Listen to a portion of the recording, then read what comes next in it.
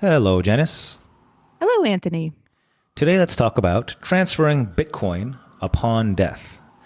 This is my intellectually favorite topic these days, just because it's new and a lot of things that we can be learning. But I just want to make sure everyone knows that I'm not purporting to be an expert in this by any stretch, but I'm learning along with you, and I'm happy to share what we're learning along the way. Okay, so we're going to talk about a real-world case study of one of our clients' plans to transfer his crypto or Bitcoin upon his death. And we're talking about the technical plan. The legal plan we've talked about in the past. This is a case study of how he's going to technically transfer control to his heirs or executor and or heirs upon his passing. All right? Okay. And I'm kind of excited because I think this is actually a really elegant solution. So I'm really counting on the listeners, watchers, readers to just let us know if you see any red flags. This is kind of like a team effort, yeah? We're all trying to figure out how to make these things work so that we all feel confident in our holdings. So please speak up and throw in the comments, and I will be happy to respond, all right? All right, so the plan, first I'll talk about the plan, and then I'll go over kind of why I think it's such a nice little, tidy little approach. So the plan focuses on two things. It focuses on a cloned wallets and sharded seeds. So I'm assuming a certain base level of understanding. Janice, let's make sure we link to the prior episodes so that Yes, anyone definitely. who news, can kind of catch up before listening to this part. Okay, so first let's talk about cloned wallets. The plan starts off with two clones of the client's hardware wallets. Okay? Yeah, it's like, okay, go on. Like, what are you talking about? I'm learning along with the audience, so it's just it's fun for me, these topics. Yes. So let's first talk about what is a clone. So you have a hardware wallet, which is kind of looks like a USB stick. It's different. It's like a mini computer that you stick into your computer via the USB drive, but it's not fully connected to the internet or your computer, and it keeps your secret codes, your private keys, offline while allowing you to interact with online transactions. Okay? Got it. How do I put this? When you clone your hardware wallet, you're making duplicates of it, and they're all concurrent. So you'll have three USB sticks that any one of them at any time will reflect exactly what's in your Bitcoin or cryptocurrencies holdings. Okay. You with I'm me so far? Following so far. I am. Okay. So these hardware wallets are all password protected. There's like a little screen on it that you have to put in a PIN code to access it. The PIN code is separate from your secret private key or your seed phrases. Okay? Okay. Think of it as Got the dials on your luggage, right? Okay. Oh, okay. To get into the luggage. Correct. Okay. It's not Got super secure. It's not as secure as the cryptography behind the Bitcoin, but it's a layer of protection, right? it. Okay. So now you have, in our case study, you have three concurrent clones of the same hardware wallet. One that the client is holding and using on an everyday basis or whatever he's doing. And then two that are part of the plan. You with me so far? Gotcha. I am with you. Okay. So first, he gives one of his clone wallets to the executor. Makes Right. sense. Next, he gives the other clone hardware wallet to his sister, who's one of his heirs. Okay. But neither the executor nor the sister has the PIN to their particular wallet. They just have the device Okay. that they cannot, again, think of the luggage thing. They don't have the thing to open it. They don't have the code to open it. They have the device. The PIN will be delivered to them respectively upon the client's death, either by dead man switch or from another heir. Okay? So you've divided the physical possession of the wallet from the PIN. And so, okay. So that definitely makes sense. I'm with you that they have the luggage. Yep. They just can't get in. Right. They just can't get in until it's time. Yeah. And when they get that code via, like you said, the dead man switch. Very good. Now let's talk about phase two, the second layer of the plan. Again, I think this is not too complicated, but it does cover a couple of bases, which we'll go into soon. Next, he shards his seed phrase. Now, if you remember, your mnemonic seed phrase is 12 or 24 words, secret words in a specific order, that you can use to recover your cryptocurrency if anything happens to your wallet. If your hardware wallet suffers like a breakdown, gets run over by a truck, If you drop it in the toilet and just fries, It's gone. Yeah. If any of those things happen, you're not out of luck. If you, so long as you have your private word, your secret words, you can recover. You can recover your wallet. Okay. So, and we did talk about that before. So that's in correct. the link. Yep. But instead of giving all the words to any one person, our client has sharded them. That means cut the 12 words into the 6 first words and the second 6 words. Okay. Yep. Words 1 through 6, then 7 through 12. Make sense? Yep. That way, nobody during his lifetime has all the words at once, because if they did, theoretically, they could just take all his crypto, all his Bitcoin. Okay, so the executor has half the seed words, and the second half would be delivered to him by dead man switch, which I'm not a fan of, because you never want to have your seed words out there. But right. Or the other half held by a sister or an heir or another person who would know to deliver it upon death. Okay. Okay, that makes sense. Yep. So let me run through how this works again. Upon death, the executor will receive the PIN code, the combination lock, to his hardware wallet by dead man switch or from one of the heirs, and then boom, the executor has instant access to the cryptocurrency or Bitcoin right there. Okay? Got it. If for whatever reason that doesn't work, let's say the executor lost his hardware wallet, the hardware wallet was damaged or stolen right?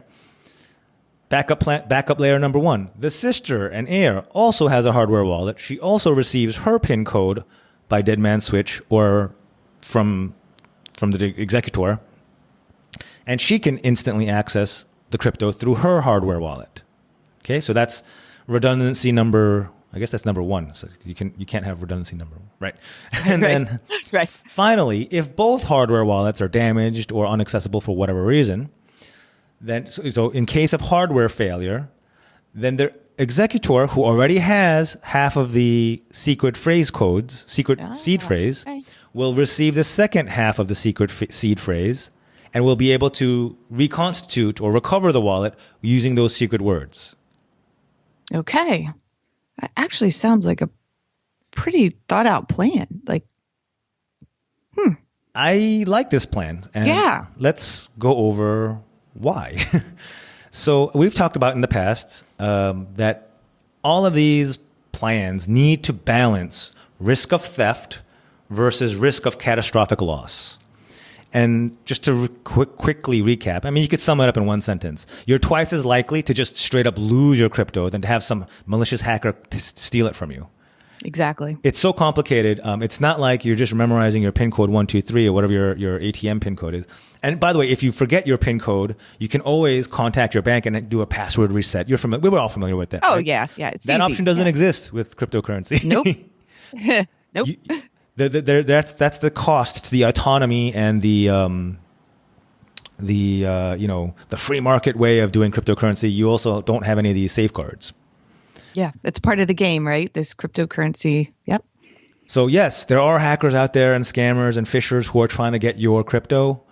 But if you have even like a minimum amount of sense and security, you are way more likely to just overcomplicate things and completely lose your crypto because, like we've talked about, you sent your heirs or your executor on this what movie has all those codes and maps and things like that? Indiana Jones. Oh, yeah. Not like the Matrix or is that it? I don't think the Matrix has anything like that. You need to watch more movies, Jen. I know, I really do. Right. Matrix, come on. I'm going to take the day off then, and I'm going to go watch movies. But anyway, if you send your heirs and executors on these convoluted, like a treasure hunt, right? Hunts, You're looking just to figure. There's a chance they won't figure it out. Right. And the cryptocurrency is poof gone. All right, so remember we're balancing. So there might be security holes. You might see security holes in what we're talking about here, but are they big enough to merit increasing the risk of catastrophic loss? That's the question we need to ask ourselves here. Right. You got to weigh that out. Yep. So let me just go over, lastly, we're going to go over step by step why I like this plan, element by element. And it really boils down to, I love the redundancies in here and I love the balance of risks. So number 1, using clone hardware wallets is really nice for a couple of reasons. Number 1, it's tangible, it's understandable. Like Janice, what would make may I call you like a novice in the cryptocurrency Oh, space? please do. Like, yeah. What would be easier for you to wrap your head around? Hey, Janice, here's a device, and there's a code that you need to access the cryptocurrency. I'll send you the code later if I die. Versus, here are 6 words. You need 6 more, and then you need to. Yeah, that would almost. And granted, we've been talking about this on a few episodes, so I do have a tiny little understanding. If 4 episodes ago, you would have said that, I would have been like, no, I don't want secret codes for what are you talking about? Where do they go? Yeah, I wouldn't understand it, honestly. And by the way, these hardware wallets have a much more, I guess, user-friendly FAQ sections. They have YouTube videos on, okay, here you know how to use your hardware wallet for the first time. I mean, there's a lot of hand-holding, Google. Yeah. At least from the businesses that do these, right? So that's there. I would feel better if someone handed me a little, like you said, thumb drive looking type of thing, and I just chucked it in my safe, right? Yeah. Until I didn't think about it. Yeah. So that's why I love the idea of the cloned devices. If anyone out there has the technical background to tell me why cloned devices is an unacceptable risk, please, I would love to hear from you. And then, because the redundancy is, number one, you have 2 of those hardware wallets, not just one. I love that. And then number 2, if there's a hardware failure, if the hardware wallet company goes out of business or gets hacked or whatever, if there's any problems, because then, fine, let's be a little paranoid. Then you have another layer of redundancy in that we have that seed phrase sharding. I don't like seed phrase sharding, but I'm okay with it being as the ultimate backup plan, right? Absolutely. So yes, we talked about this. There is a slight increased risk of theft by having the clones out there. I mean, if somebody, if the sister is careless with the hardware wallet, you got to be careful about that. But in our case, the client has accepted this increased risk to decrease the chances of his crypto just disappearing upon his death and just not being recovered. Now this does make sense. You know what? To me, it sounds like you have a plan, but your plan has a backup, and that backup has a backup. If you go through all those, I mean, that's the layperson's, that's my view of it, that there's a backup of a backup. And I like how he, on the first layer of the plan, made it almost as simple as possible. Right. It definitely could be more complex, but yeah. So I like this plan. I really do. I understand it's not perfect. It's not for everybody, but please pick it apart. We're open sourcing, as it were, this approach. I want to hear your feedback. Yeah, this will be interesting to see how it. Well, I mean, we won't know how it plays out. Hopefully, for a very, very long time for the client, but interesting to learn as we go.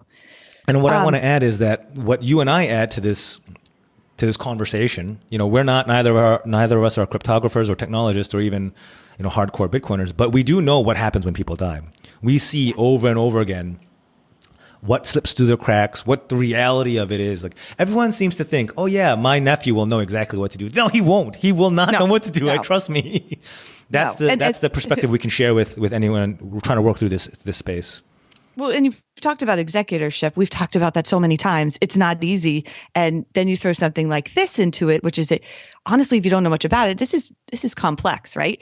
So you just want to make sure you have the right executor that maybe has a little bit of knowledge. People struggle with bank accounts, regular checking and savings accounts. Imagine I'm trying to reinforce this because everyone seems to think, yeah, my plan is simple. No, your plan is not simple at all. Right. This is that simple. But I do think that what we discussed here today is pretty much as simple as it gets without completely throwing security out the window, Absolutely. Well, it'll be interesting to hear from everyone what they think, and then see how this evolves over time as we start learning more, and then as people start passing with their cryptocurrency.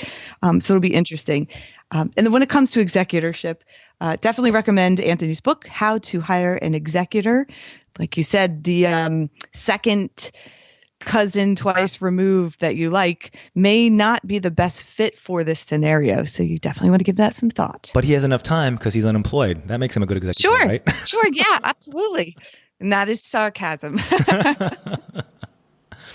Okay. Well, Janice, I love talking about these. And I actually love that. I actually appreciate that you don't know that much about this area yet, only because it tests my ability to explain it and if it's actually making sense. So I love that we can bounce off each other. Yeah. This actually did make sense to me. I mean, when I see we're doing podcasts about cryptocurrency, I'm like, oh boy, because I don't read about it at all except for our podcast. So actually, this makes sense. So it'll be interesting. All right. Thank you for sharing. Yeah, I'm psyched to hear the feedback from our listeners. And again, we're open sourcing this. Let's see where this all goes. Okay. Thanks everyone for listening. Please, feedback, much appreciated. And thank you, Janice, as always. We will talk again next time. Talk soon. Bye now.